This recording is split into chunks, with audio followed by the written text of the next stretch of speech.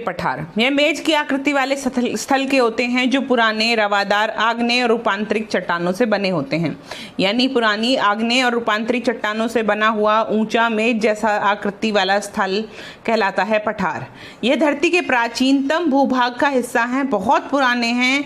यहाँ चौड़ी और छिछली घाटियाँ यानी चौड़ी और कम चौड़ी घाटियाँ और गोलाकार पहाड़ियाँ मिलती हैं।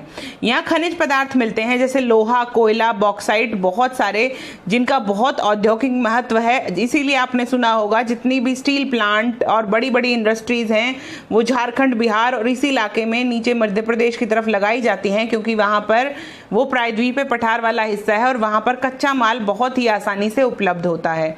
इस वाले पठार को हम दो भागों में बांटते हैं। प्रायद्वीपीय पठार को, जो बीच का भाग है वो पठारीय भाग है, और जो साइडों में दोनों तरफ भारत के ईस्ट और वेस्ट की तरफ चल रहा है पूर्वी घाट, पश्चिमी भाग, वो भी इसका हिस्सा है। सबसे पहले हम देखते हैं मध्य उच्च भूमि। मध्य उच्च भूमि यानी बीच वाला वो भाग जो ऊपर की तरफ उठा हुआ है, उस भाग के बारे में पढ़ते हैं। नर्मदा नदी के उत्तर में स्थित अधिकांश भाग मालवा के पठार पर फैला हुआ है।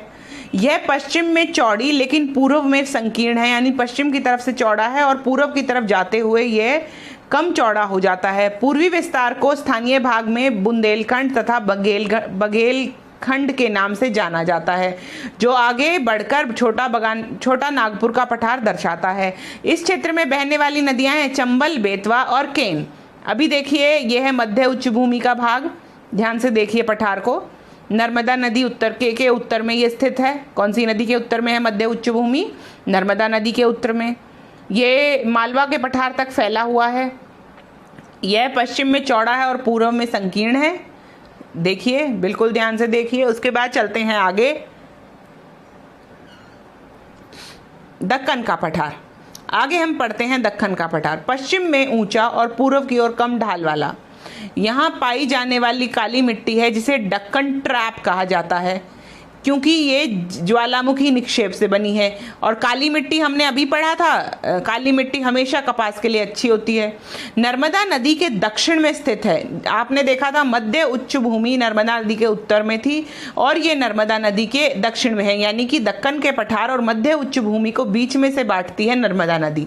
दक्षिण में एक त्रिभुजाकार आकृति का, जिसका आधार उत्तर की ओर सतपुड़ा की श्रृंखला और पूर्वी और पश्चिमी सिरे पर पूर्वी और पश्चिमी घाट पर स्थित है। उस आकृति को, त्रिभुजाकार आकृति को हम कहते हैं दक्कन का पठार कहते हैं। इसे कहते हैं दक्कन का पठार। ध्यान से देखिए। पूर्वी घाट। अब हम आते हैं पूर्वी और पश्चिमी घाट पर। हमारे समुद्री रेखाओं के साथ साथ, समुद्री सीमाओं के साथ साथ एक पूर्व की तरफ घाट और एक पश्चिम की तरफ घाट का इलाका चल रहा है, जिसे पूर्वी घाट और पश्चिमी घाट के नाम से जाना जाता है। पूर्वी घाट की औसतन ऊंचाई 600 मीटर है। इसका विस्तार कहाँ से कहाँ तक है? इसका विस्तार है महानदी घाटी से नीलगिरी तक। अगर कोई पूछे कि पूर्वी घाट कहाँ से कहाँ तक फैला हुआ है, तो आप क्या बताएंगे? महानदी की घाटी से दक्षिण में नीलगिरी तक फैला हुआ है। बंगाल की खाड़ी में गिरने वाली नदियाँ गोदावरी, कृष्णा, कावेरी के कटाव के कारण इसका विस्तार अनियमित है, यानी कि ये ज़्यादा सीधा नहीं है, इसमें नियमितता नहीं है। ये नदियां बंगाल की खाड़ी में गिरने से पहले उपजाऊ डेल्टा बनाती हैं। पूर्वी घाट की सबसे ऊंची चोटी है महेंद्रगिरी, जिसकी ऊंचाई मात्र 1500 मीटर है। यहाँ पर घूमने की जगह जो बहुत फेमस है वो है ऊटी। पूर्वी घाट के बारे में ये से सारे तथ्य। अब हम आते हैं पश्चिमी घाट की तरफ। पश्चिमी घाट पूर्वी घाट की अपेक्षा ऊंचे और सतत हैं। वो पूर्वी घाट कम ऊंचा है, पश्चिमी घाट ज़्यादा ऊंचा है। इसकी औसतन ऊंचाई 900 से 1600 मीटर है। उसकी ऊंचाई औसतन सिर्फ 600 मीटर थी। पश्चिमी घाट की नदियां हैं नर्मदा, ताप्ती, शरावती। ये अरब सागर में गिरती हैं। अरब सागर में गिरने वाली गिनी चुनी ही नदियाँ हैं, जिनमें से यही नदियाँ प्रमुख हैं। और उस तरफ जो गिरने वाली नदियाँ थी वो थी गोदावरी, कृष्णा, कावेरी, जो पूर्वी घाट से बंगाल की खाड़ी में गिर रही हैं।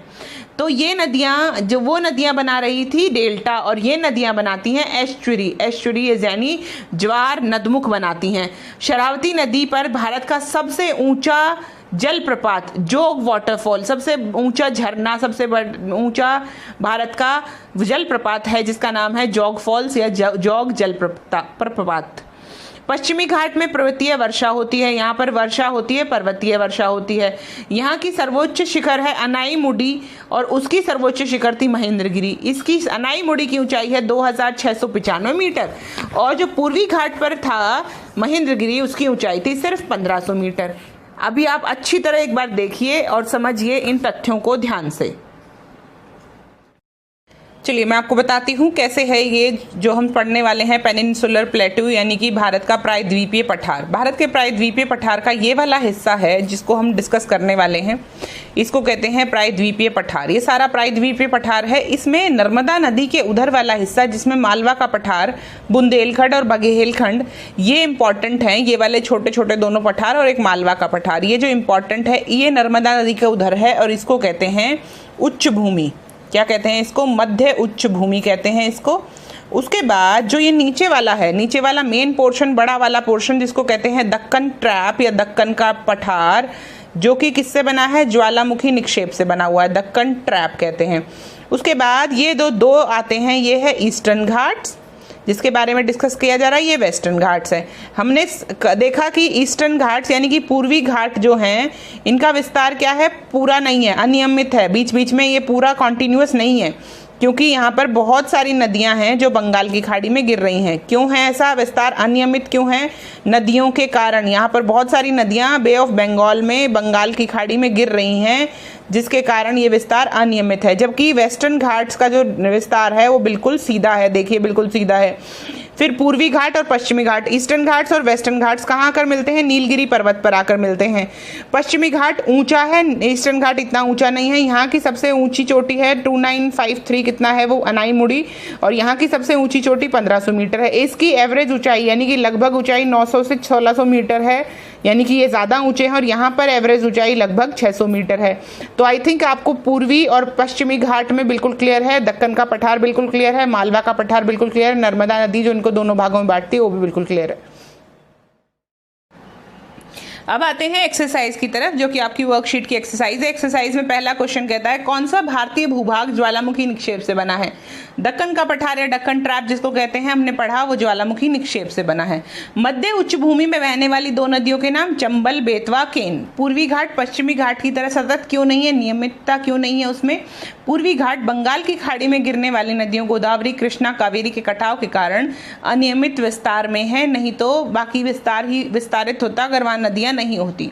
प्रायद्वीपीय पठार हमारे लिए क्यों महत्वपूर्ण है? प्रायद्वीपीय पठार खनिज पदार्थों का खजाना है। अगर प्रायद्वीपीय पठार नहीं हो देश में तो हमारे देश में खनिजों की बहुत कमी हो जाएगी।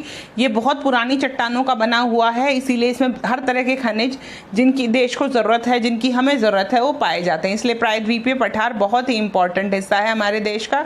आई होप पूरी वीडियो आपको समझ में आ गई है, सारी चीज़ें, सारे सेग्रीगेट पार्टेड हमने कर लिए हैं बिल्कुल आराम से अच्छी तरह। अगर कोई भी डाउट हो तो कमेंट बॉक्स में लिखिएगा। तब तक keep learning, keep studying and keep smiling.